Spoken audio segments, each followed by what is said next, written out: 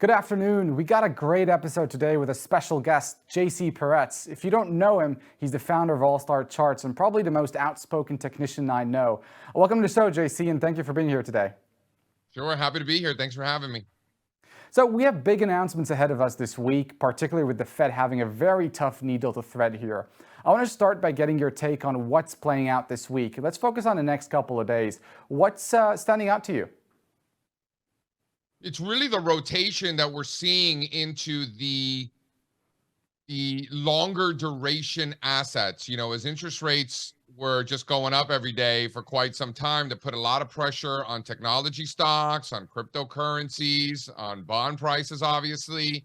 And those were the worst assets to be in.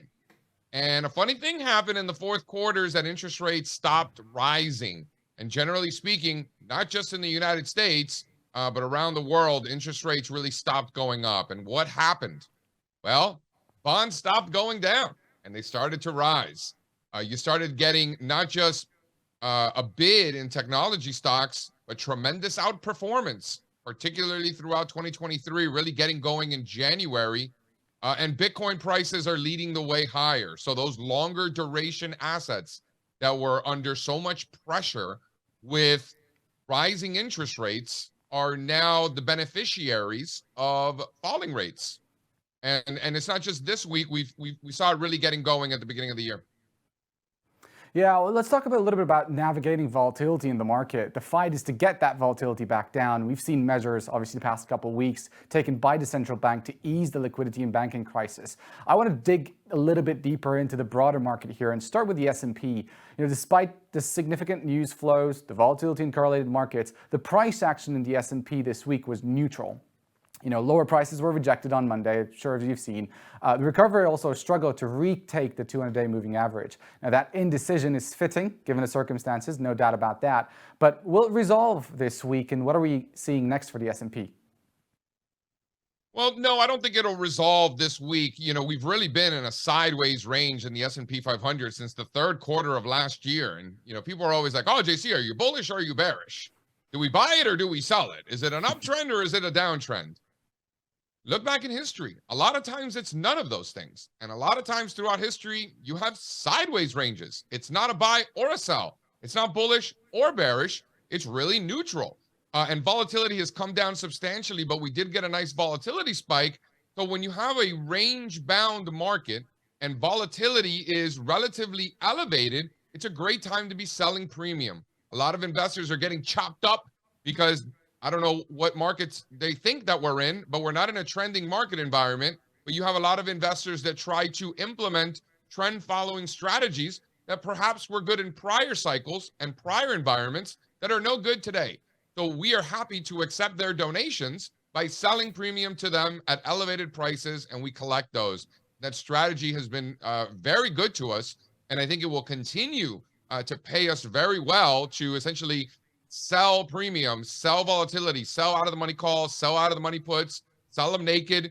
You can put on the iron condors and hedge yourself if you want. I don't think we're going to do so moving forward as volatilities come down. But that's the strategy that we're implementing. So no, I don't see any evidence at all that we're going to resolve this week or next week. I think the sideways range-bound market continues, and we're going to take advantage of that. Awesome. On that with the S&P, which sectors do you have your eye on right now? Which sectors do you want to avoid?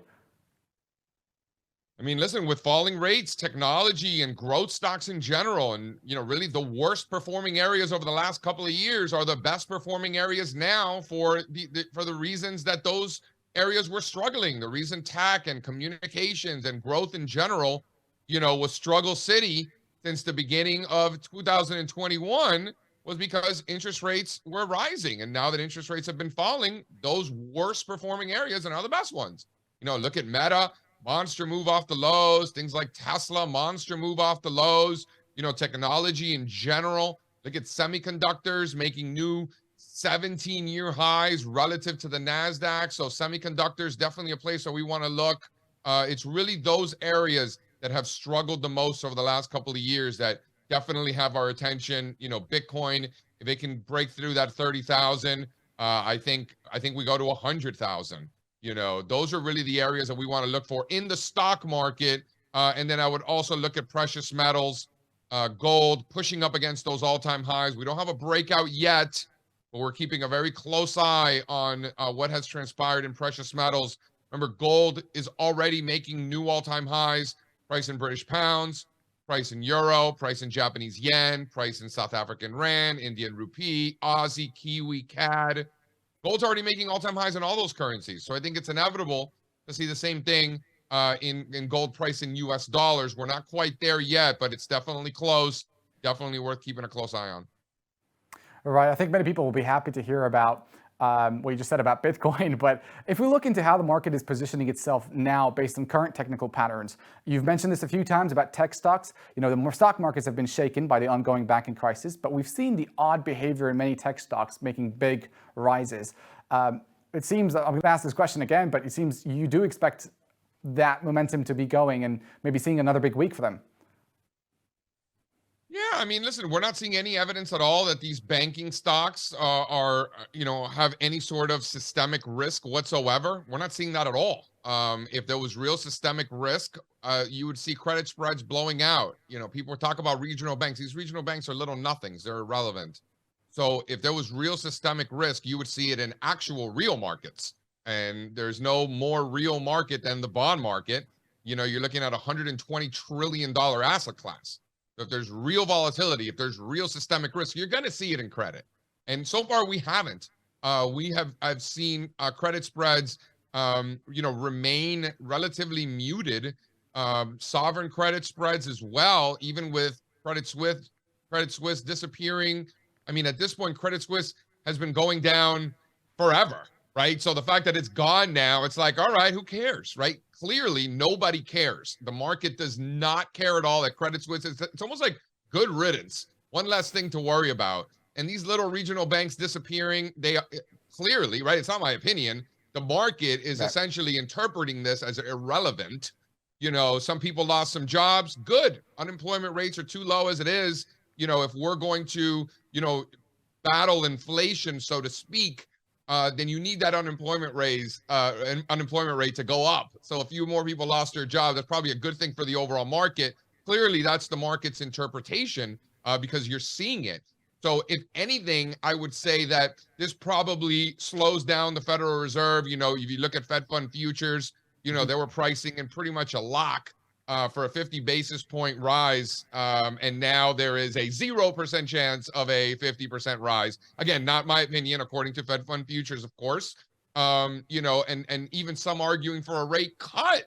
So, I think that all of this stuff, as bad as it might sound, as scary as it might be, as headline and attention grabbing as it does, as this stuff tends to be, the market is taking it as a positive, a net positive from where I'm sitting, that speaks to higher prices into the back half of the year.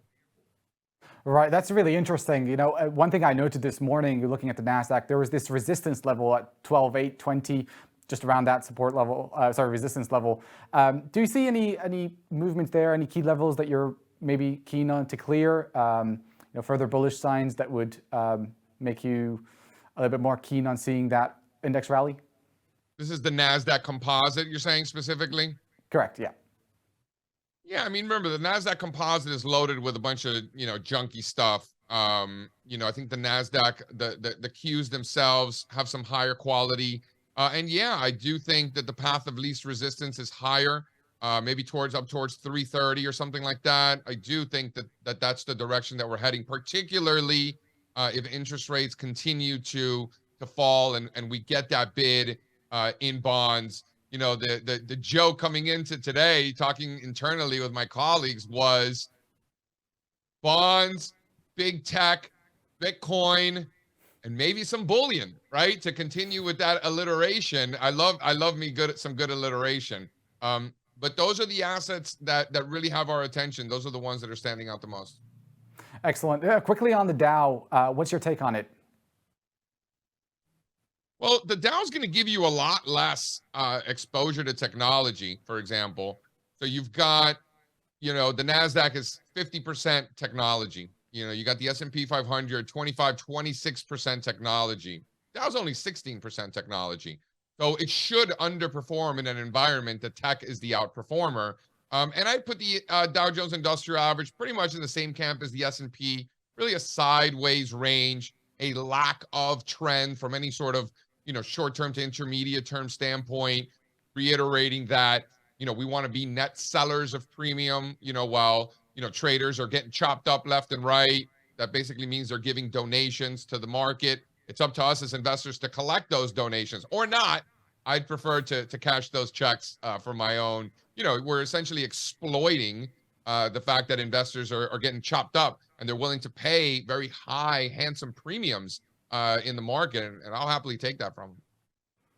Awesome. Just before I move on, something to capitalize on. You're talking in an environment whereby interest rates are actually quite high.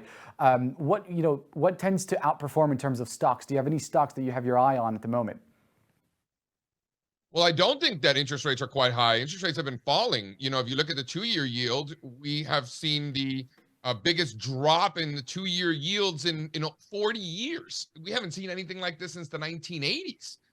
So again, when interest rates are falling, you want to look at growth. You want to look at semiconductor. Yesterday's recovery in risk sentiment will be tested today and tomorrow. Investors are now still dealing with this unresolved bank crisis in the U.S. So with everything going on, the Fed approaching announcement could favor perhaps some defensive dollar positions. Let's look at the dollar for a second. Came under pressure this week. You mentioned this, sliding to settle slightly below the 104 level. What next? Is this the path for the least resistance for the dollar, likely to be lower? Yeah, listen, if there was real systemic risk out there, if there were real issues in this stock market, you would be seeing a bid in the dollar, right? And you're not.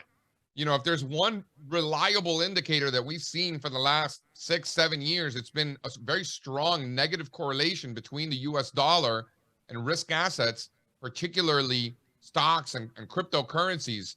And the world was coming to an end, like they keep telling me, and all these banks are going to fail, and you see a bid in the dollar, and you're not. You're seeing a weak dollar, which further reiterates, some of the things that we're seeing elsewhere, like the lack of volatility in the stock market.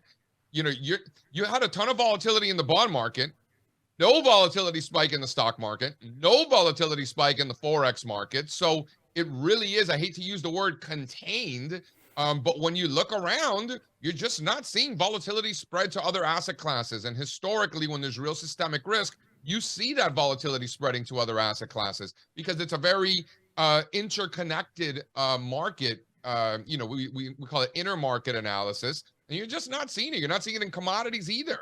So it's really just, a one sector in the stock market and bonds really driving the weakness in those sectors. So, when we look at the dollar and we look at rates, we look at the dollar more like risk on, risk off. Weaker dollar likely means stronger stocks. A stronger dollar likely means weaker stocks. Higher interest rates means that growth is probably going to underperform. Lower interest rates, growth is likely to outperform. So again, we look at the currency markets as risk on, risk off. We look at the fixed income markets more so to identify which sectors we'd rather be in. Right. It's a great leeway you mentioned about commodities. Let's talk a little bit about one specific one, is natural gas. I've been eyeing that for a while. Really interesting. The price action continues to follow the broader bearish trajectory. We've seen this head and shoulder chart formation from late 2022. On a daily chart, it fell to 2.341, just about that range, and prices were unable to clear that point. Do you think there's a possibility of a further downside breakout and go back to the February low? What can you see there? Yeah, probably. There's just no bid in this market at all. There's just no, I've been looking for it, looking for some kind of rally, looking for some kind of reversal. We're just not seeing it. So there's no evidence as of right now. I'd love to see it, but there's no evidence as of right now that there's any bid at all in natural gas. Most likely potentially maybe getting back down to $1.60 or something like that on natural gas futures. I'm not short, to be clear, but I don't see any evidence at all of a bid coming in. Maybe a bid comes in this afternoon or later this week. Who knows? But as of right now, there's just nothing there, which leads me to believe that perhaps a test of those 160 levels again, where we were back in 2020, probably the higher probability outcome. again, I'd love to be wrong, but oil continues to be under pressure. Natural gas remains under pressure. No bid at all in energy stocks. So we're looking for that to change. Maybe on a weaker dollar, maybe those energy areas maybe catch a bid. But I think it gets back to interest rates. Falling interest rates. These more value-oriented areas like energy and industrials and materials, financials. Historically, that's just not where you want to be in a falling rate environment. It's really growth. I want to wrap it up now, JC, unfortunately, but thank you so much for being here and coming on. It's a pleasure to have you on. We'll be sure to talk again soon. Anytime. Happy to do it.